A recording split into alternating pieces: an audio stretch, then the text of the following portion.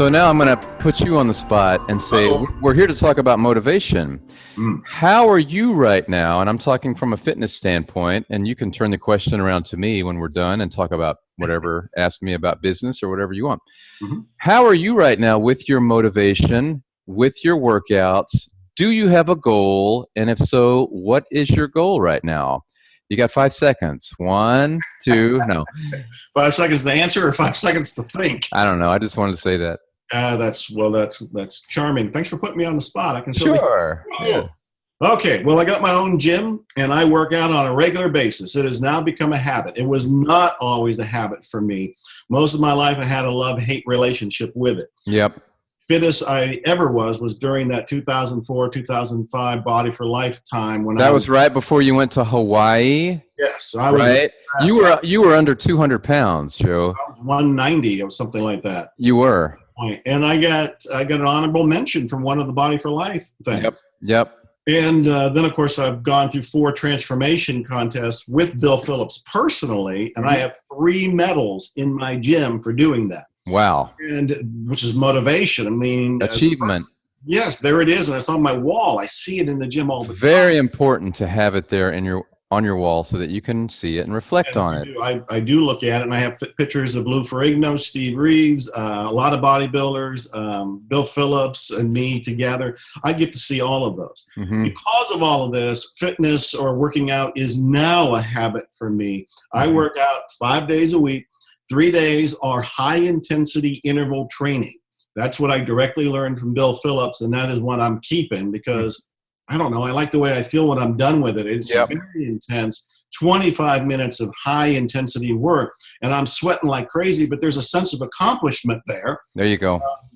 And it's a little bit like what my father talks about is like, I feel good that I did it. Yes. I'm not feeling good because this is going to make me live to be 100. I'm feeling good because I did it today. And the other 2 days are strength training. Usually one is upper body, the other one is lower body. Great. My father works out 7 days a week. And when I tell him I work out 5, he says, "What's wrong with the other 2?" He'll say, "You eat 7 days a week, don't you?" I'm like, okay, how do you argue with a 92-year-old man who is fit and keep on going? Yeah, just let him win that argument. You just go ahead and do it. Yeah. So I'm doing 5 days a week. The diet portion of it is off right now. I have gone through a period where the 1 day a week cheat meals have become week-long cheat meals. That happens to all of us. Yeah, but I know where the set point is to go back to it as soon as I decide to do it. That's important. My basic goal is to be healthy. I want to up that goal. So when we talk about motivation, and I knew you and I were going to do this, even though we didn't talk before, we didn't have questions before, we didn't have notes before it, there was no interchange. A part of my brain was working on the subject and thinking, okay, what is motivation? How am I motivated? How do I increase my motivation? And so I think when people put on Austin Fit contests like that, they help all of us. If somebody like me can look around and find a contest, and this is important, because this is what I say, a goal should scare you a little and excite you a lot. Scare you a little and excite you a lot.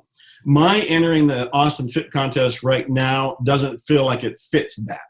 But there's probably some other contest or some other program that I could enter that would scare me a little bit, but also excite me because for me, in my mind, I would see it as achievable. If I was going to enter some Olympic, world wrestling, or weightlifting contest, it wouldn't seem believable or achievable. It would not motivate me at all. Right. I'd just roll over and play dead. I wouldn't have a chance. I'm about 64 years old. So does that answer your question? Yeah, and so it's the same thing when you first started learning to play guitar. If you had set a goal and said, okay, in a month or in 6 months, I'm going to go do a concert, a performance, same type of thing. So you have to be realistic about what your goal is. But yeah, that answers my question. I think it's important that you're always questioning your own motivation, as am I, because we know that it's important for us to do that, to keep the blade sharp, so to speak. So let me put you on the spot for a second here. Yeah. We got equal time. I'm not going to ask you about your motivation in fitness because that's like asking me about my motivation in writing books. Yep. Too easy. I'm already doing it. It's my habit. You're already doing it. It's your habit. Yep. But what What about a goal in a different area? Is there one that you are developing, working on, or have established that's outside of fitness and you feel comfortable in sharing? Yeah, well, I appreciate that question. And I told you at Austin's Fittest that the last couple of years, last year has really been kind of a looking inward type of experience for me. You know, I was doing DVDs, I was doing ebooks, and DVD sales have basically gone away. Ebook sales, we both said, you know, we mentioned ClickBank a while ago, that's starting to go away. You know, with the way that technology is and social media, you have to constantly, as an entrepreneur, reinvent yourself, right?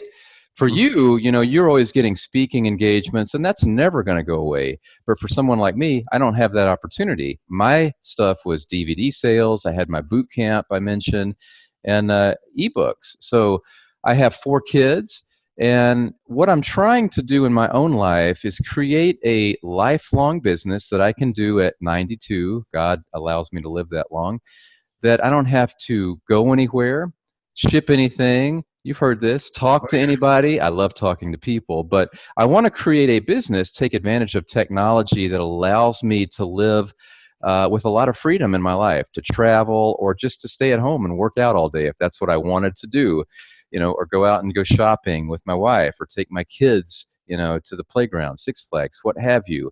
So, you know, there's 3 different things that I'm doing right now. YouTube, which you know about. That was one of the reasons that I spoke at your event. I have a channel with my kids. That's something that I'm really focused on. My 14-year-old is a homeschooled kid, and I mentioned this to you also at Austin's Fittest. So my business partner and I, Coach Mo of Coach Mo's Elite Fitness in Austin, Texas, we're really exploring that whole segment. You know, homeschool kids learn online, just like what we're doing right now. We talked about master class where you can learn guitar online or how to write online.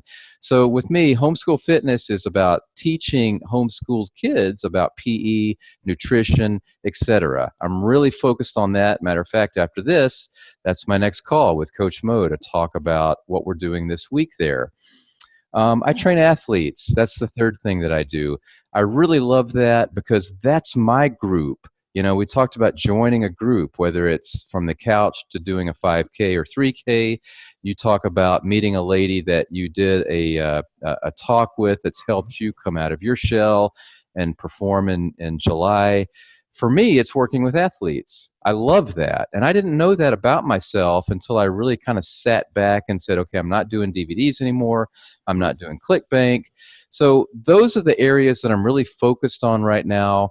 I'm putting all my attention, just like Bill Phillips did with his Body for Life stuff. So to answer your question, that's where my attention is. So here's something that I've noticed that could be useful to you and useful to people watching this, and useful to me as well. It's a reminder, is to write down our goal.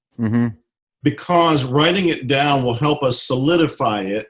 It's going to act as a kind of program for our subconscious mind. When we write it down, we're giving an order to our brain. It'll also help us visually detach from it and be a little bit more objective in seeing what the goal is. It's one thing to speak it out to the world. It's another thing to write it down and look at it and feel it. Right. The thing that'll happen is, instead of taking 5 minutes to say what the goal is, writing it down will force us to bring up 1 sentence or 2 sentences.